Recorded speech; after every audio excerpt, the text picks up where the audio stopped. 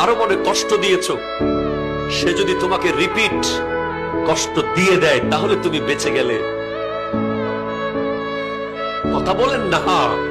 কাউকে জুলুম করেছো, থাপ্পড় মেরেছো অন্যায় ভাবে, সে তোমাকে রিপিট থাপ্পড় দিয়েছে, অনেকটা বেঁচে গেছো তুমি। সে তোমাকে রিপিট লাথি মেরেছে, তুমি বেঁচে গেছো। রিপিট গালি দিয়েছে, তুমি বেঁচে গেছো। কিন্তু সে যদি চুপচাপ চলে যায়, থাপ্পড় খেয়ে যদি চলে যায়, গালি খেয়ে যদি চলে যায়, যদি চুপচাপ মসজিদের জায়নামাজে এসে বসে আর যদি বলে আল্লাহ সবাই ছেড়ে দিলেন, তুমি তো আছো,